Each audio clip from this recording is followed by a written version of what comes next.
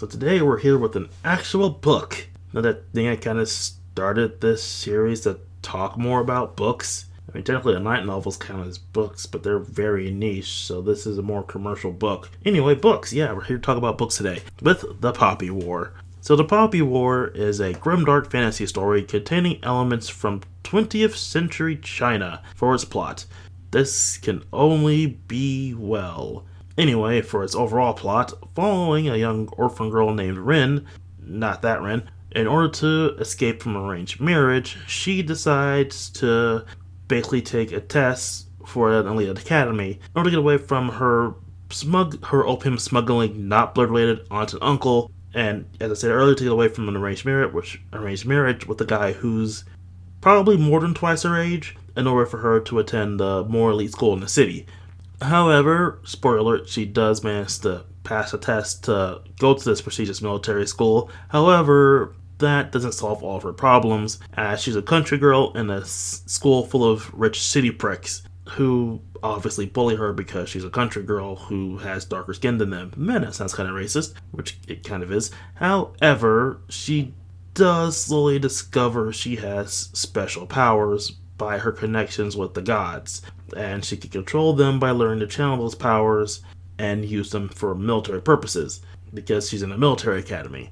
So the story is really about how she slowly comes to learn more about the world and her slow turn into what we could consider a monster. Yes, despite being the protagonist, she's not exactly a good person. At least later on she's not.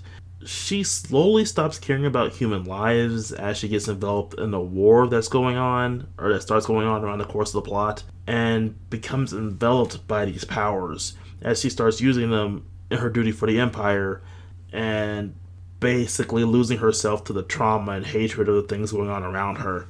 Yeah, when they said grimdark, they meant grimdark. I mean, the official plot summary says grimdark, but when they put that on the title or the official plot summary, they meant grimdark. So this is an interesting read for the development of Ren's character, as well as the whole war is hell aspect of the story, and the overall lore involving Ren's powers and the origins of such. You know, if you like that whole fantasy, magical explanation stuff, as well as the whole 20th century China elements, like the test that Ren took is a practice from 20th century China, and like they use Chinese terms, and obviously the architecture is very Chinese in origin, because China, we're basically in fantasy China, and fantasy China is basically fighting against fantasy Japan right now, which does not bode well for things that are about to happen in the plot.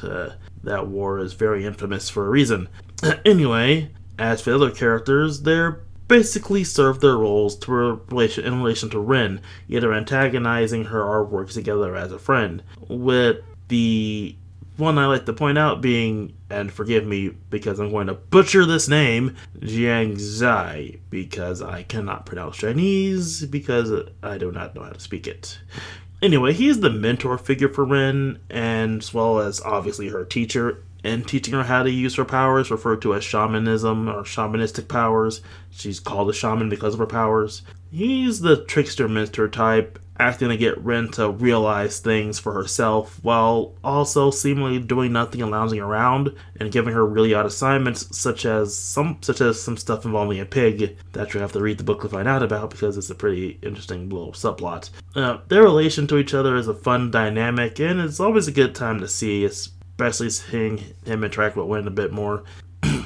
Anyway, if you're looking for a bit of a darker edge story that isn't Game of Thrones, then I recommend this one to your standard fantasy story, especially with the strong Chinese influence that you don't really see every day. Seriously, every fantasy story is European in nature, and it kind of gets old after a while. It might have its slow points here and there, but it's still an interesting read, so check it out. I'll see you all next time, and hopefully we'll have another book that is a book. I know this is a short one, but, not much to say without spoiling a lot of stuff. And this is an interesting one, so I honestly do want more people to actually read this one. Although it is a New York Times bestseller, so a lot of people have actually read it. As I said earlier, I did enjoy this. And See you all next time. Have a good day or night, depending on what time you're watching, if you're watching at all. And link in the description. Various links in the description of the video for various things, if anyone's curious to take a look at those links. I will explain them, but the video's running long. Well, not as long as the Kuga video, but still long. So, see you guys next time.